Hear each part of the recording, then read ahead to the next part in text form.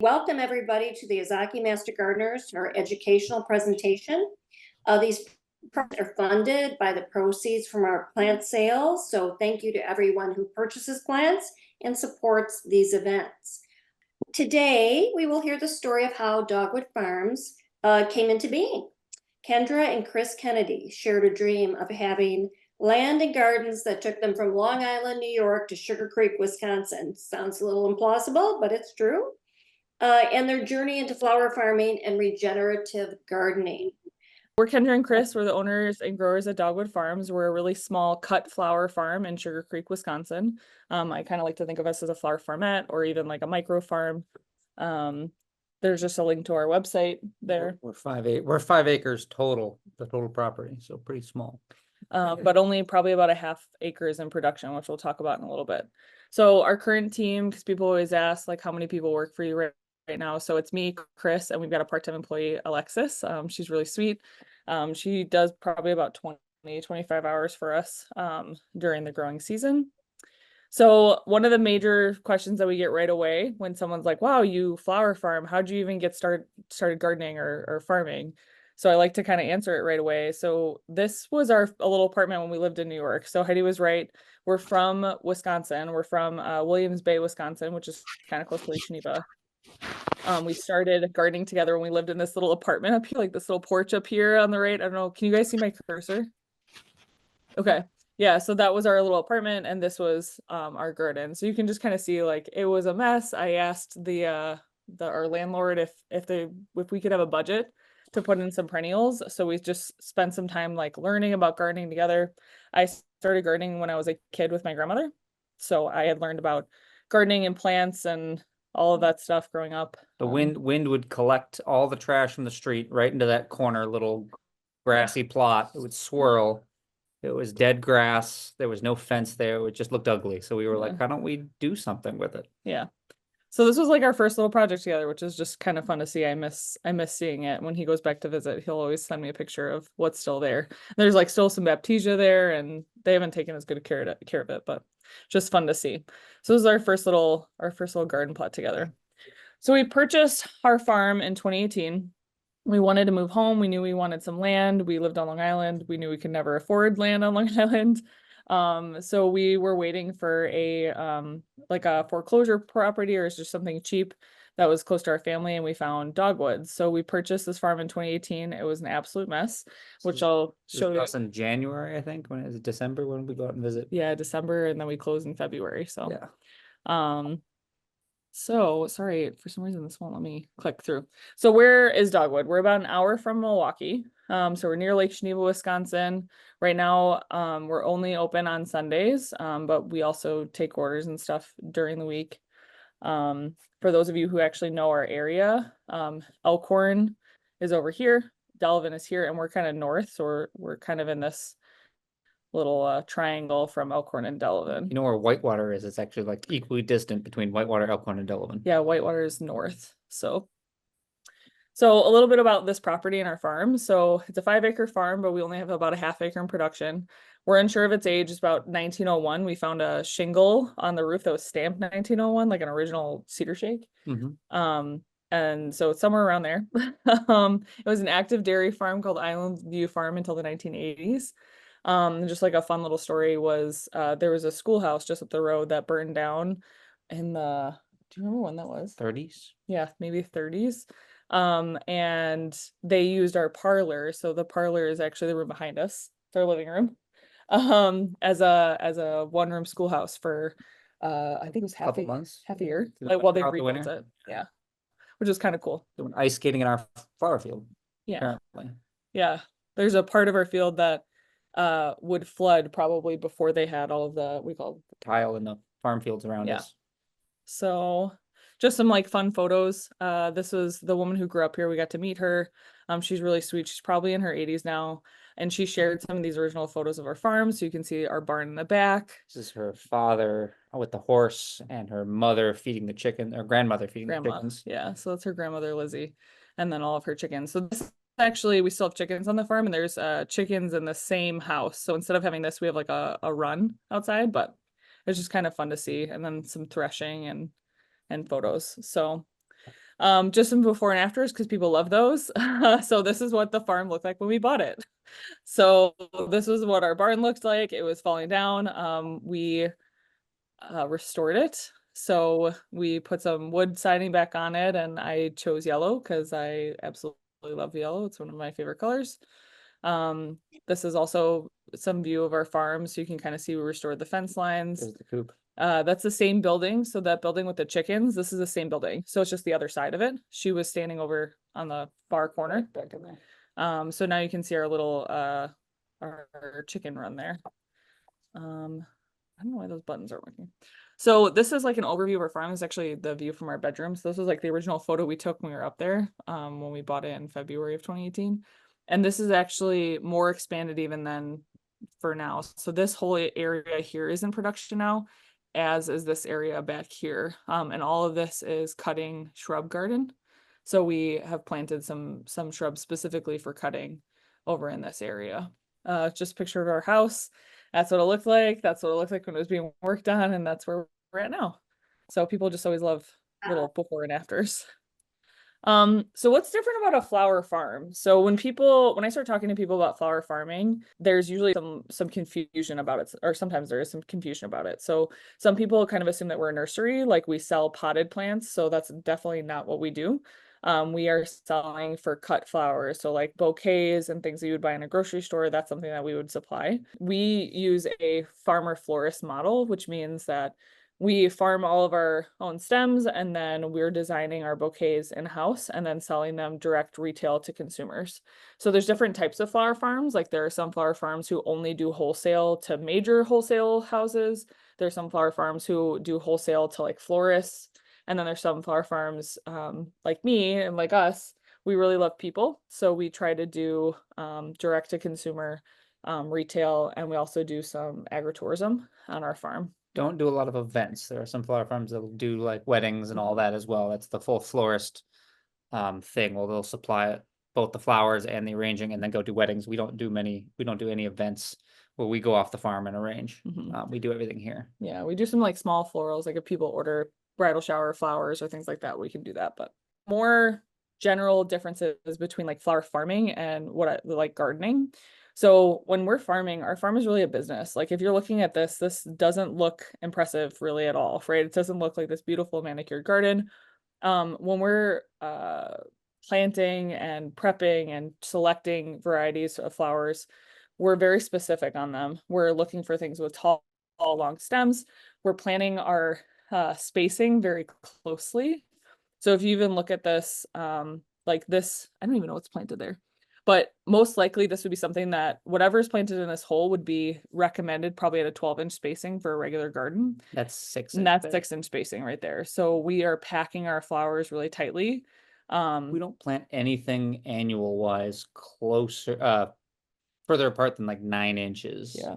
And we plant some stuff at like 2.5, 3 inches, like sunflowers go 4. Right in at 4. Snapdragons can get smashed into 3, 4 inches as well. So we plant really, really tight.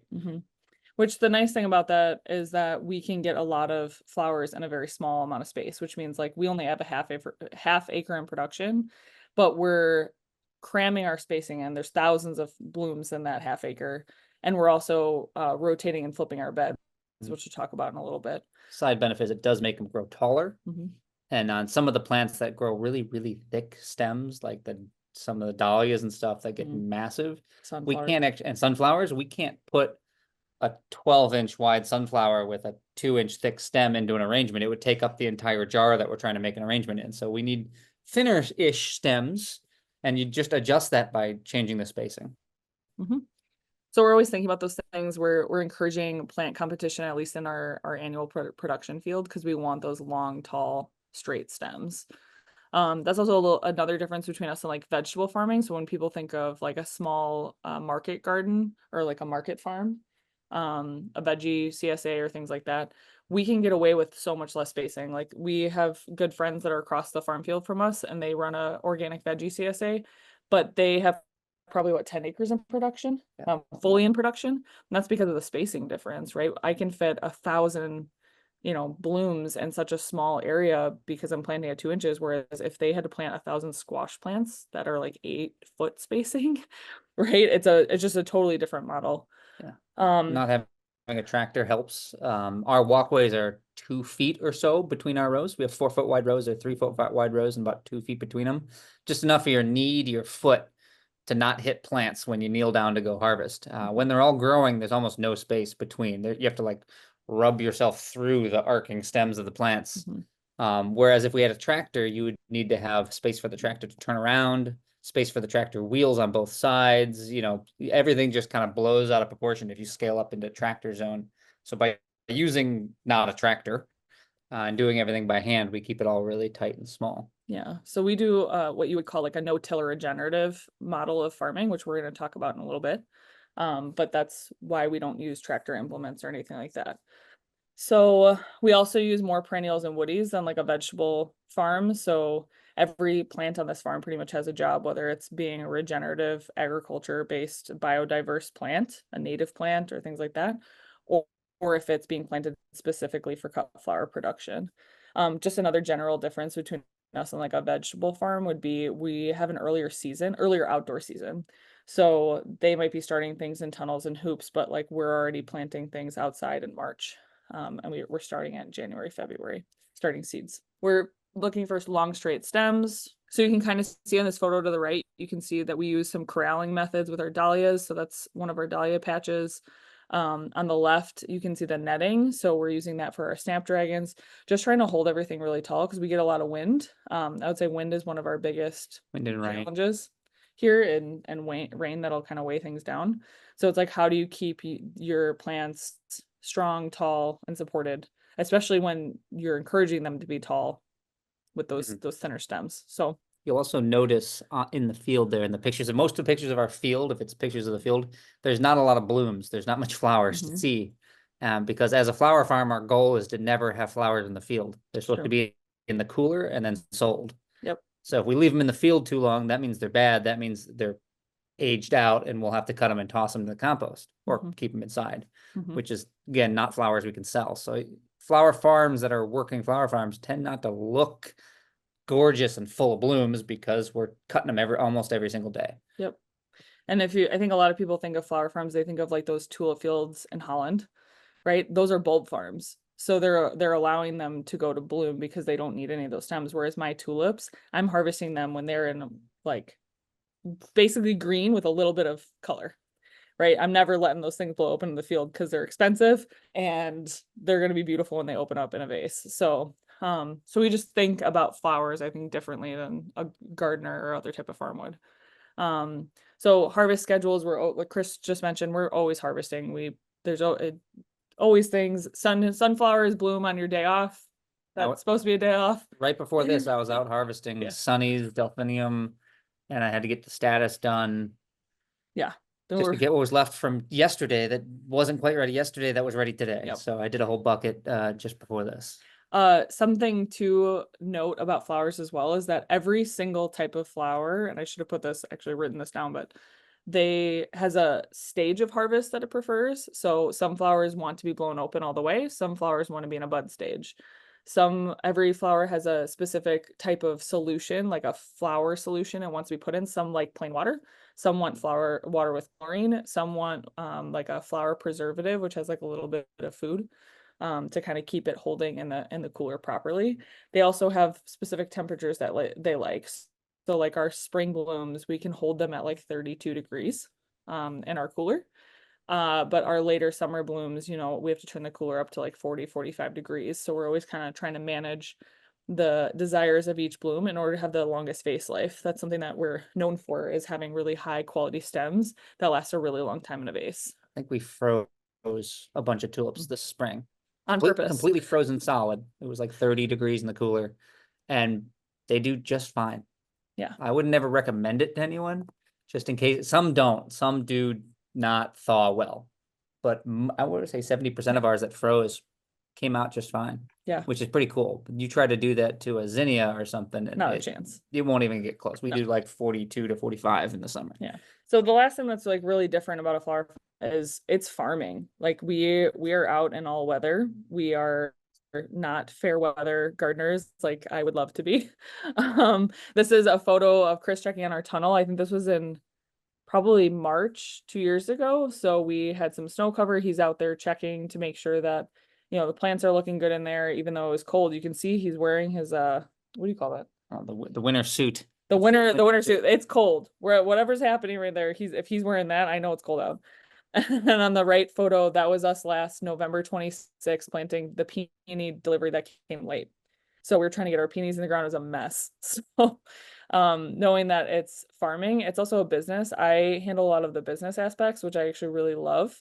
And I could do a whole separate talk on that. But knowing that flower farming is really a business and it's farming, it's not as glamorous as some of these photos would make you think.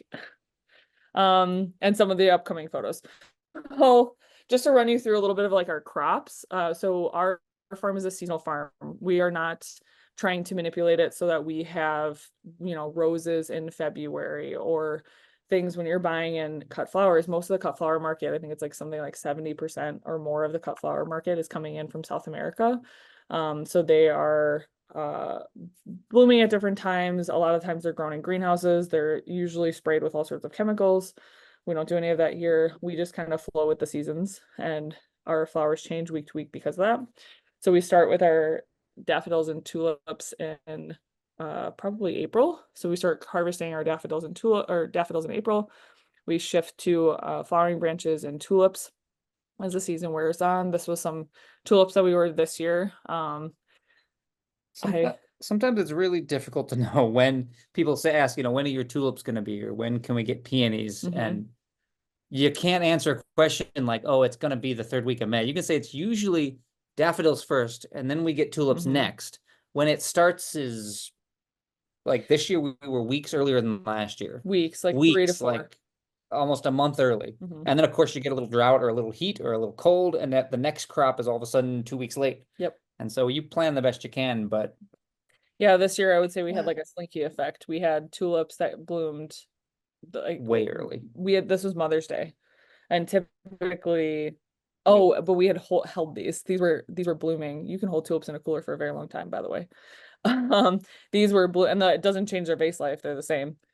These were blooming and being pulled early in like May, end of April, which is very unusual for tulips for us. A couple of weeks.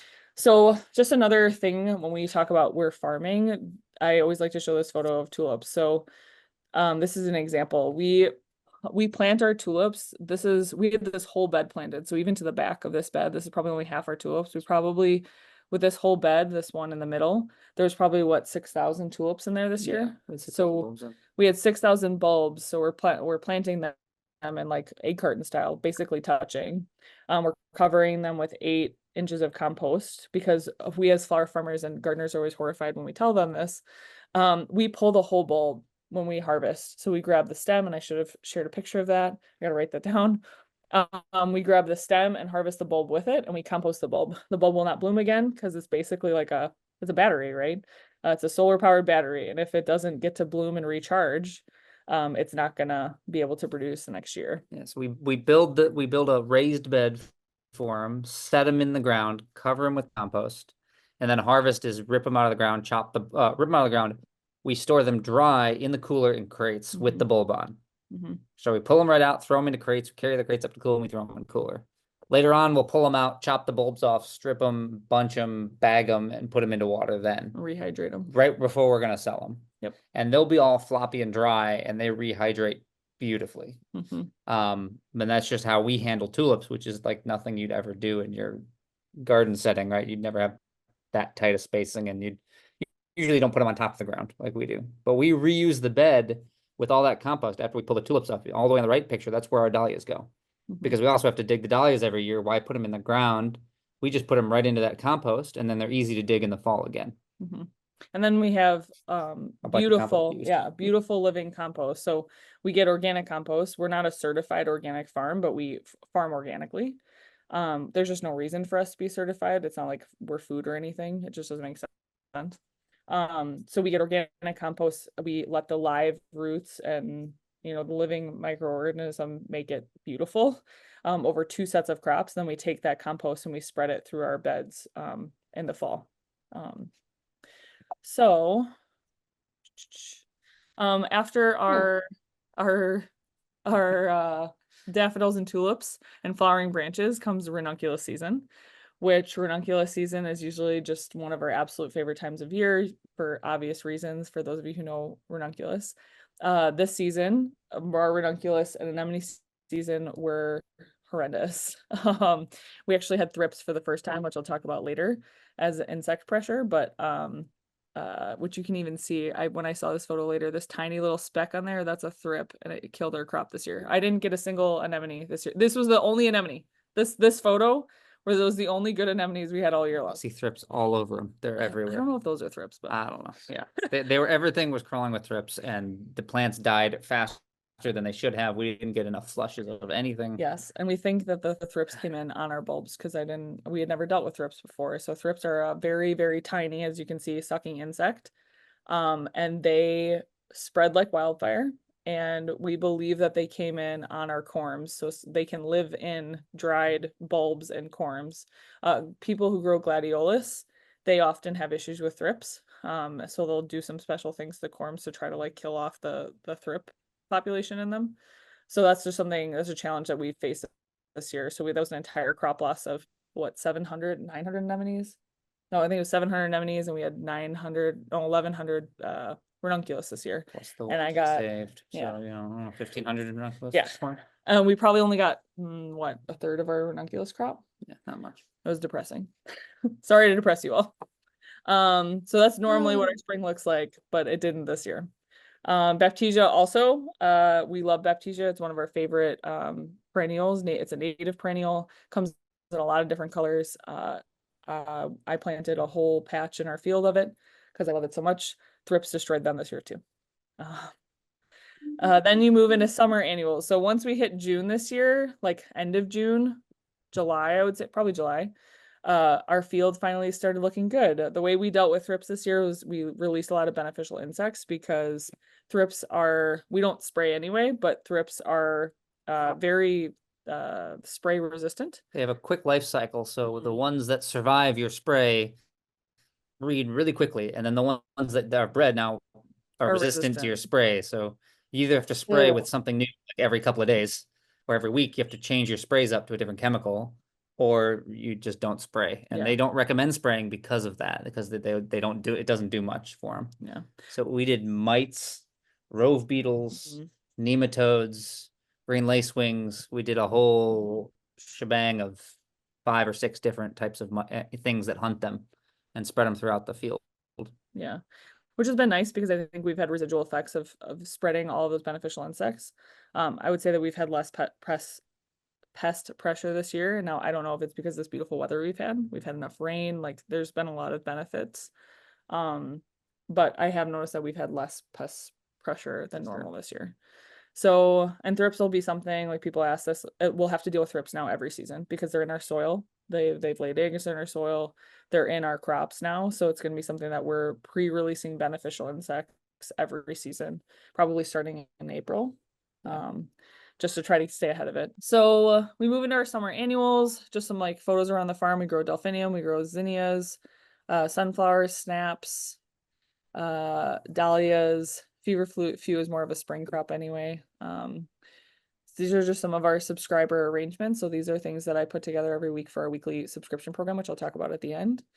And now we kind of move into the regenerative part. So part of the reason why you guys are here today is because you wanted to hear about like regenerative practices and just farming organically and taking care of the ecosystem and soil and things like that. So how we got started in regenerative agriculture was with this. So our first season, we noticed it was in the fall, probably wasn't until late July, early August. We had beautiful crop of dahlias coming on, and we had some hydrangeas, and Chris and I go out there and all of a sudden we see that something is just absolutely destroying them. And we're like, what is going on? And if you look and you've seen these photos, these green beetles that are in the center of this dahlia, if you were to touch our roses or touch the dahlias, it was like a poof cloud of these beetles would come out of them. We started doing research and we realized it's corn rootworm. So we are in a very rural conventional agriculture area. We are surrounded by a field of field corn that has been in production. I think it's its 10th year in corn production. So there's no crop rotation there. He's spraying chemicals and all sorts of things. He's a great guy. I really like him. But this cornfield is just creating a breeding ground for what is called corn rootworm. So it starts its life cycle in the corn. Once it turns into an adult beetle, it can't really feed on the corn. So it'll just come and find other food sources like our flower field. Yeah, the larvae feed on the corn roots as they live. So by planting corn, they lay their eggs down there, and if you plant corn again, there's corn roots to feed on. That'll keep the life cycle going. So it's just gotten more and more. But once they're adults, they fly around everywhere, and they love light colors. They will go to anything white or really light colored and take little bites out of the they don't eat the plant. They don't really eat much. They just nibble at the white flower petals. Yeah, and they're just in such a crazy high volume. It was wild. So we started doing some research. We called the UW Extension office. We started trying to educate ourselves, like, what is this? How do we organically fix this? Because we always leaned organic. Like we never had sprayed anything. We had never really sprayed anything, but we really wanted to figure out like what to do. So really the only thing with corn rootworm that you can do is rotate your fields, right? That's just the bottom line. Is it's something that's out of our control. But through that education, we started learning more about regenerative agriculture and its benefits to the soil and to our farm and everything else. So what is regenerative agriculture? So if you guys see blue letters with some underline, that means I put a link there. So there's a really great article. That's a really great website that talks about regenerative agriculture.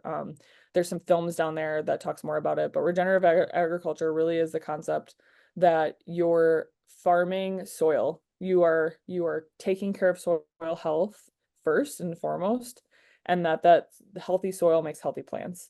There's some different principles of agriculture. So you want to reduce soil disturbance. The more you break up and till soil, the more you're destroying the healthy ecosystem that Mother Nature has already put in place for plants. You want to cover the soil and protect it. So normally in nature, if you just leave a bare patch of dirt, what happens? It's covered in stuff that we call weeds, but it's basically Mother Nature's ground covering. Stuff will grow in bare dirt every time. Yep. Something will. Something eventually will make its way there. So that's on purpose.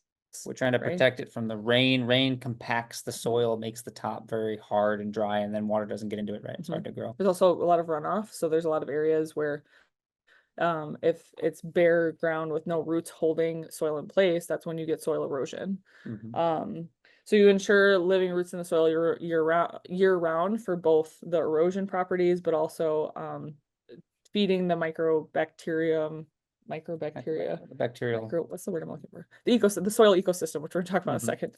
The plants, more than 50% of a plant's photosynthesis output, it goes into sugars, right? All of the photosynthesis output goes into sugars. More than half of the sugar that a plant produces goes to its roots and into the soil to feed the microorganisms in the soil. And they have a symbiotic relationship, which we'll talk about in a second too. So practicing crop diversity. So just making sure that you don't have the same crop has the same, is drawing the same bacterial population, which we'll talk about more in a second. Fungal population and insect population. So the more varied your plants, the more varied your soil ecosystem, the more varied the soil ecosystem, the more healthy it is, the more healthy plants you get. And then integrating livestock is the last piece, partially for like fertilization purposes and things like that. So the same thing, more variability equals more health. Yeah.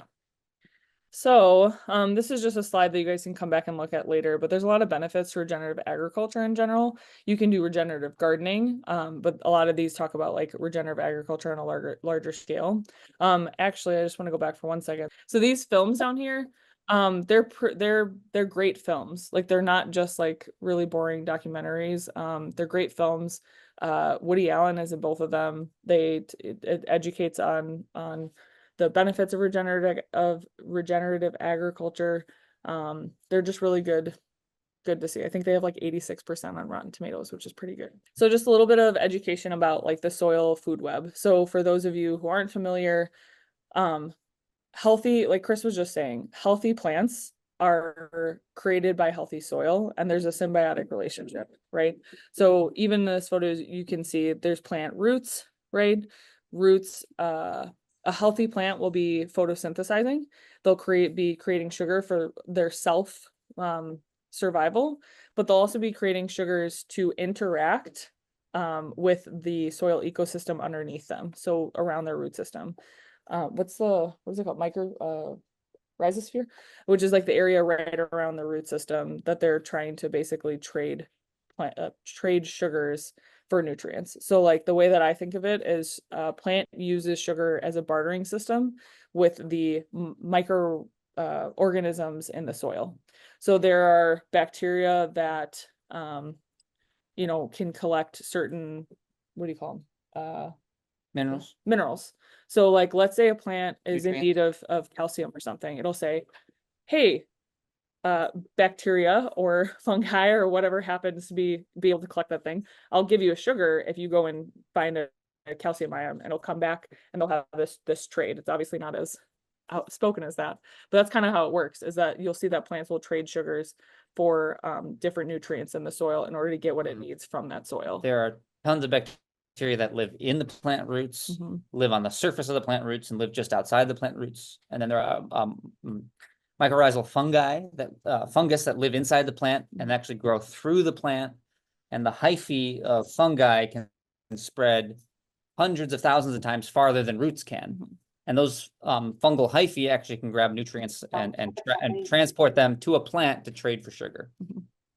So when you're looking at the soil food web, you're really looking at the top 4 inches of soil. So when we're tilling in conventional agriculture, we're destroying those networks, which is why we rely so heavily as a society on inputs, right? So we're putting nitrogen onto the field, we're putting things on the field because the plant rhizospheres, the soil food web is really broken down.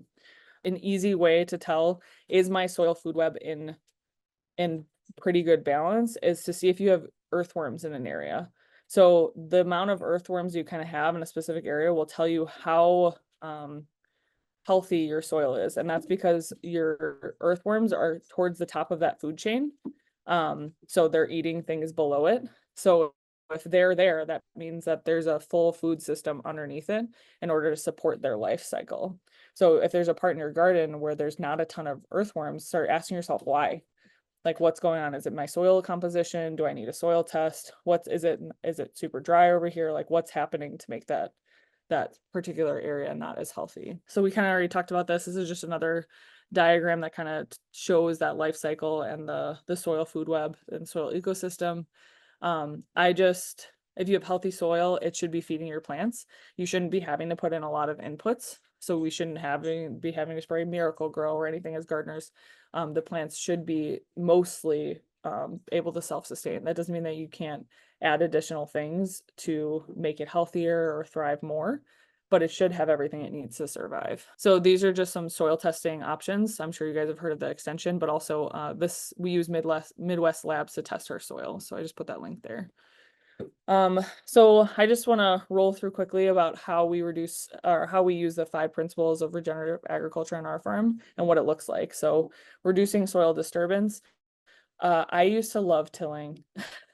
So our first season we had like a, what do you call it? Like a BTS tractor, or like, what do you, like a rototiller? A big one though, like a hefty one. And I would sit on top of it while Chris pushed it, because I really want to get down and get that beautiful fluffy soil that I love to plant into, until I realized that was really bad for my soil health. So we stopped. Unfortunately, we used it for one season, one fall, I think, and then we stopped using it because all of this happened. So now what we do is we do a no-till method. So the way that we are preparing our soil in our beds is by using occultation and solarization. So occultation is these black tarps that you see, where we are laying them down to keep the soil covered, but to kill off the weeds and the unwanted plant that we don't want. Yeah. So it could be a cover crop that we're trying to kill off, or an old flower crop that we're trying to get rid of. Yep. So it gets warm and humid in there. Things germinate really easily, and then because there's no sun and a lot of heat, they eventually die too. Solarization would be when we use like a clear plastic in like the heat of the summer. So it's a lot faster than occultation. But I feel like I have to be more careful with it because you can really like scorch some things if you're not careful about how long you're leaving it. We just did one section that I wanted to solarize because I wanted it done quick, and I left it in there, and it killed the grass in like a day. And then purslane Yeah. was also under there in the grass.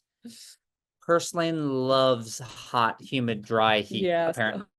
It exploded underneath there, and I had to pull all that plastic off and put a tarp down Yeah. to kill the purslane. So unfortunately, it didn't work out like I wanted. Yeah, so sometimes you just gotta be careful about what methods you're using. So we cover our soil. So we do a lot of living pathways and cover cropping, rotation, close plant spacing. So this, you can see this was the start of our Baptisia field. In between these, we planted a cover crop, or sorry, a living pathway of micro clover. So micro clover is actually Just a very small white clover. yeah. So it's something that you can kind of train it to stay around like 8 inches tall, 6 to 8 inches tall. So we do that. You can see it growing here. You can see the Baptisia growing, and this is what it looks like when it's finished. So it's a beautiful living pathway. It's a nitrogen fixer too. I think going back, we would probably try to have more biodiversity in our rows just because I believe in it. We haven't had any necessary problems with that. I just think that having more diverse living pathways would be healthier. We're now mixing some native grasses into the clover mix that we spread out to grow. Yep. Which is helpful. So we're doing our best to ensure living roots year round. So we're doing cover cropping. So when we have an empty bed, we're trying to put some cover crop seeds in there to just have living soils in to maintain that soil ecosystem. Like you've had a crop in there for however many months, 4 months, and it's built this beautiful, healthy ecosystem. You want to hold it there. You don't want it to die off because there's not photosynthesis and sugars to feed it. And then we're also doing perennial woody production. So woodies is like a hydrangea or spirea, like a woody shrub for cut flowers. We're integrating livestock, so we do it on a much smaller scale. So we've used our goats and our sheep to clear new pasture for us. So they'll eat down the non-natives for us. We'll release our chickens and our ducks in just to kind of integrate them all, let them fertilize the areas. That's just a picture of a goat and sheep. Practice crop diversity. We're always rotating. We're interplanting. We're really trying to increase biodiversity on our farm. So this is the picture of that tulip bed that I showed you. That's it in bloom, and then that'll be shifted over to dahlias. So we're always rotating and having things in different spots. We've done interplanting with delphinium and sunflowers, which I would say was semi-successful. And then we're always trying to increase the biodiversity, like we're going to show you here. So on our farm, when we first bought it, it was pretty much all non-natives. It was buckthorn, box elder, which box elder is native, but it's kind of a trash tree. And then it was mulberry. So, and there's the non-native mulberry very specifically. So plus a lot of grapevine, like frost grapevine, and then just a whole lot of other stuff. So we've been slowly trying to increase the biodiversity on our farm. We are selectively pruning out and trying to save things on our farm pathway. So this is the backside of our property. You can see the house down here. This is native gray dogwood. So we've been trying to save those and make sure that those are healthy. We actually cut those for foliage in the spring. Mhm. We use that in the bouquets in the spring. Yep. And then we're planting things like service berries, and a bunch of other trees on the property. Like I said, everything has a job. It's either a native plant that's trying to make a healthy ecosystem, or it's for cut blooms. So bur oaks, sugar maples, service berries, dogwood, viburnum, ninebark, winterberry, baptisia. Those are just some of our favorites. This link goes to a book. It's called Landscaping with Wisconsin Natives. So it's just a good resource guide if you're looking to add more natives to your property. And when we started doing this, we started watching more life return to our farm. So when we got here, the only birds that were here were house sparrows and finches, and blackbirds, and which we love, and then barn swallows, which I love my barn swallows. But we slowly started seeing more and more life return. The biggest thing that we saw was probably a shift in our bird population. So this is just, I love this whole page because it's got a lot of good resources. So birds are closer to the top of the food chain in your ecosystem, your backyard, your farm. So your diversity of birds is going to tell you the diversity of insects that you might have, or seed heads you might have, or things like that. So things that we've seen on our farm since we've started planting is wrens, American woodcocks, northern flickers, eastern meadowlarks, cedar waxwings, bluebirds, common yellowthroat, kingbirds, killdeer, and most recently indigo bunting, which was very exciting for us. That was the season we just saw. And it's got a nest here too, which is pretty cool. So just two really awesome resources. So this, if you guys haven't heard of this, the Merlin Bird ID app, it's a really well done app that is free, that if you hit record, it'll listen for bird sounds around you. It'll be able to tell you what is what's singing, which is beautiful. That's how I started learning how a cedar waxwing sounds. I didn't realize it has a really tiny little chirp, and you can start training your ear to know these things. Also, this is just fun. Like when we were in New York and we didn't have a big backyard, we would go to Cornell and watch their feeder watch cams, which is fun. They've got a bunch of different cameras on a bunch of different nests or feeders, so it's just a fun thing there. This is the photos of our buntings that someone came to the farm and took, which is really cool. So you can see this female, she's got a big old fat spider in her beak, and then the male was just across from her.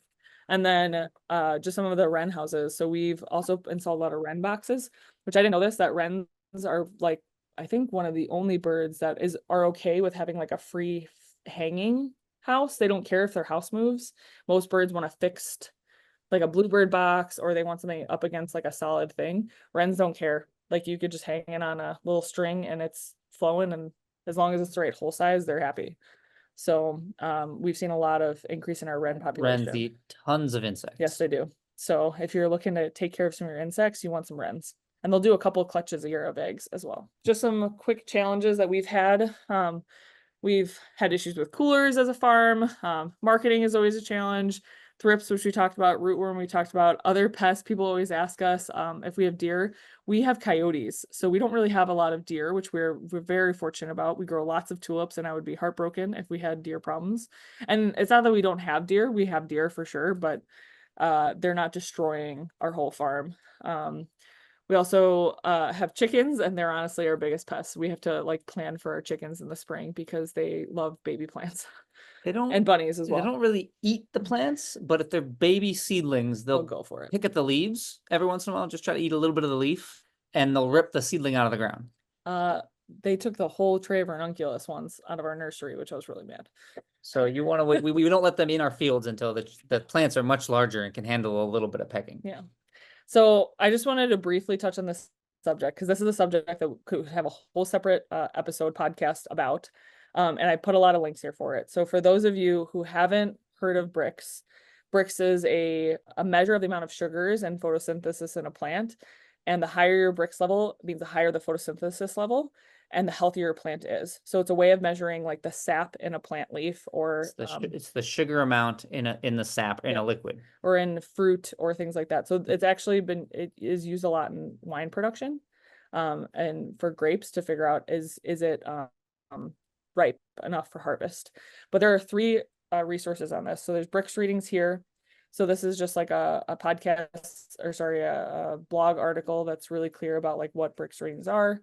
And then your 2 episodes down here just talk more about it. The really interesting thing about Brix is when you see an insect on your plant, it'll kind of give you a hint of how healthy or unhealthy your plant is. If you've got aphids on your plant, they really only eat plants that are really low on a Brix reading, which means your plant's really unhealthy and not photosynthesizing well. And if you see grasshoppers on your plant, it means that your plant is pretty close to near perfect healthy, right? Yeah, nobody loves grasshoppers. The healthier the plant, the better it photosynthesizes, the better its photosynthesis ability, the more sugar it'll be producing out of that photosynthesis, the more efficient it'll be. And that comes across as its Brix level. The higher the Brix level, the better your plant's photosynthesizing, the healthier it is. And the healthier it is, the less insects like to eat it. They like to eat unhealthy plants. Yep. Because they can't really digest things. Yeah, the higher the efficiency of the plant, the more complex sugars it's making. And they're too complex for simple, like aphids can only really do like plain pure sugar water is all they can really eat out of a plant. So if a plant is producing really complex sugars, aphids can't eat it at all. So they'll go on to another plant. And that's why, like, if you're in your garden and you see one plant and it's covered in a specific insect, that gives you the clue that something's wrong with that particular plant, because the plant next to it, or, you know, 2 plants down, could have nothing on it, right? So the more insects don't attack those super healthy plants. I'm just gonna roll through these last ones. So this is just a list of offerings for our farm. People always ask, like, well, what do you guys offer? Subscriptions, flower cart seasonally, community pop-ups, small event floors, picks, bloom buckets, tours, things like that. There's some photos of people coming to our farm for picks. And then this last slide is a list of like some of our favorite resources. So feel free to go through here. It's some of our favorite podcasts of like how we learned about regenerative agriculture, some of our favorite books. Just a fun flower book. If you haven't heard of Florette Flower Farm, she's amazing. She's out in Washington. That's just a beautiful book. I would say it's pretty helpful, but it's also just a beautiful book. What's the TV series now that they got? Growing Florette, and it's on, I think, Amazon Prime right now, on the Magnolia Network too. Some nature books. So this is a really great birding guide, and I love that it's organized by color, which is nice, like color of the bird. Naturally Curious is just one of our favorite books. It just kind of goes through the seasons of nature, and then those films that we talked about earlier. So for those of you guys, we're going to stop for questions now, but feel free if you wanted to be on our email list, because we're going to have our bulb sale in the fall. So you can either click this link on your PDF or scan this code right now, and it'll take you to our email list. So I'm going to pause here and see if we have any questions. Of course. All right, first question I have is, does cramming keep your flowers growing straight? Because lots of us have small areas, so you know, how much can we put in? It does. It helps keep them. It does help them keep straight and makes them compete a little bit for sunlight, and so it also encourages them to kind of stretch a little bit. Sometimes in the Longer? spring, so shade our beds just slightly with some frost cloth or something. It also makes them stretch up for the sunlight. Makes the stems weaker, a little thinner, but it makes them taller. Oh, So we got to be careful sometimes with like perennials that are going to be there year after year after year. You don't really want them to have strong, spindly, weak stems and be too crammed. But our annuals Yeah, that that are was going to go one season give us one flower, but we want a nice tall stem out of it. It's a balance between getting a thick enough stem or a thin enough stem and as much height as we can possibly get. yeah, that was another question. Do you have a different spacing for your perennial natives? If we're planting perennial natives, we try to stay to recommended spacings. We'll push it as much as we think we can. I think the Baptisia, we went 2 feet. Yeah, That's because probably a bit close. We probably should have went more. yeah, because we knew, and also know it's not the pure native Baptisia. I would never put them at 2 feet because those things get huge. The hybrids are smaller. The hybrids only get like 36 inches, like peony size kind of. So we push them to 24 because we know we're always harvesting pretty heavily off them. Like we're harvesting, so we're controlling the size of the plant throughout the season. We're not letting it just keep growing, keep growing, keep growing. We're harvesting foliage, we're harvesting blooms. So Got it. that makes I had a question. Tulips, when you're talking about bulbs out and then you kept them dry, right, in buckets, and then you in a cold area, and then you rehydrated them. Do I have that right? And at what point, how open are they when you pull those bulbs? they are closed. So single tulips, so like not a double, not like a fluffy double peony like tulip. Single tulips you harvest when it is 98% green and you can just see the color. So if I can just tell that it's red, Okay. I'm pulling it. Double tulips want to wait a little longer. They want to be more colored up before you pull that bulb. Doubles and parrots, generally you parrots, want to have like the just starting to like kind of open I would say like and 70, almost fully colored up. like 75% colored. And then you're pulling those. Because Okay. otherwise And they then won't again, open. you take them in a bucket dry, right? So With the bulb, and then you rehydrate them later in a cool area. Is that right? Yeah, we Sounds throw like a good in a idea. cooler Mine's getting eaten by 32 to rabbits. 34. Oh, yours are getting eaten by rabbits. Yeah, so you Okay. could. If you if you want to replant them every year, you can pull the bulb, right? You can also, if you're leaving like 2 leaves, some tulips get really tall, like the Darwin hybrids, they get really tall, and you might be able to cut a decent amount of stem length above 2 sets of leaves that'll recharge that bulb. We've done that with just a handful of our perennialized tulips. But yeah, you'll cut them. You'll either cut them or pull them. and you'll put them dry in a crate. So it's just a crate, like an airy, like milk crate, only it's much bigger. It's a flower crate. With or without the bulb. You can store them dry without the bulb and they'll still rehydrate. You just have to cut an inch or so off the bottom of the stem before you rehydrate them. And they'll be completely limp. Like you'll think that they're dead and they're not. And then they Oh, like that's 4 hours amazing. later, straight and Mhm. moving. It's crazy how well Wow. like I love tulips. They are just amazing what they can do. Yeah, that is amazing. Where do you get your beneficial insects? Arbico Organics is where we ordered from this year. And then there's that place, What was Midwest the name of it green. again, Kendra? Arbico, Arbico, Arbico Organics. And then there's Okay. another place that's North Wisconsin that Chris is looking up right now. What compost are better? Manure, mushroom, leaf? What do you like to use? So I think it depends on your soil, because what I understand about compost is that different, like what it's made out of is going to change its ultimate composition at the end, right? So like, Right. and I can't remember exactly like if manure is more acidic or if, you know, what it is, but they do have different ultimate outcomes when you're putting it on your soil. I really like leaf compost, which I don't know if he's about to say that, but Yeah, I mean, if I was gonna say, can I have a perfect compost? It really depends on what I'm trying to do to the soil, right? What kind of nutrient I'm trying to add. But let's say I had a really good soil to begin with, and I just want to put a little compost down. It's probably a mix of all of it, a big, varied, balanced compost. Manure is going to be very nitrogen heavy, nutrient heavy, especially cow manure compost, right? And if I have really good soil that doesn't need those things, I shouldn't be adding a bunch of cow manure compost. That would be probably bad for my soil to have too much of it. even chicken. Mushroom compost would, yeah, chicken manure has also got a bunch of nitrogen in it, right? Any animal manure. Leaf compost and mushroom composts and peat moss and stuff all have slightly different properties on what they do. And it kind of really depends on where you're trying to put it and what that soil's like that you're putting it into. If you're just going for generalized mushroom compost, leaf compost, it's all pretty good. So the compost that we specifically have been using and we've been pretty happy with what it's been doing with our farm is Blue Ribbon Organics. So you can order it. I think it's out of Milwaukee. It is out of where Milwaukee. They make it. Yeah. Yep. It's a municipal food waste compost, I think, So mixed with wood. Yep. So that's what we've been using on our farm, and it's been doing well with our particular soil. So Blue Ribbon Organics is something you can Google and see if it's. What are the tarps that we're seeing on your property that you use? That black? Yep. So Yep. we actually order. And where do you get them?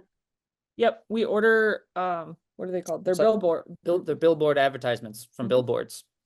They're recycled billboard tarps. They're a little cheaper, and then they're reusing billboards for something useful for us. So, and they come Billboard in really tarps? Yep, they come in really long sizes, and they're thick and they're black, and they're a vinyl, and apparently billboards are just stretched vinyl with printed on the background. So some of ours, if you flip them over, have like ads, click it or ticket. Yeah, that's what you know. Just search recycled billboards for billboard tarps for sale. You'll be able to find them. I can't remember. I will never look at them the same way. Yeah. Hey, what does the time of year affect the bricks level? I don't know. Do you see more aphids in spring than fall? Absolutely. How? I don't know. Because some plants only grow in the spring, and yet they can be perfectly healthy, or they could be unhealthy in the spring. I'm sure that a plant that lives year round, like a tree or something, I'm sure its bricks levels go up and down by the season a little bit. And definitely during the day, even like morning, afternoon, evening, overnight, bricks levels change day to day, hour to hour. So when you are taking bricks measurements, and I would go back and I would look at the link that I put there in the podcast, because it's really fascinating. It changed the way that we think about plants, Chris and I.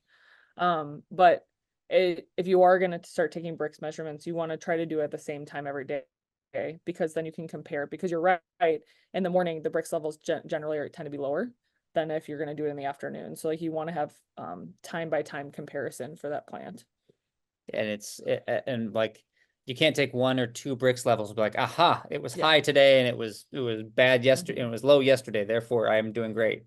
Because it varies so much day to day, it's hard to really know. It's more just the general thinking about it. We don't actually. So you take them during the course of a year, Chris? Is that it, or? We find I have a Or really couple hard time. years, season to season?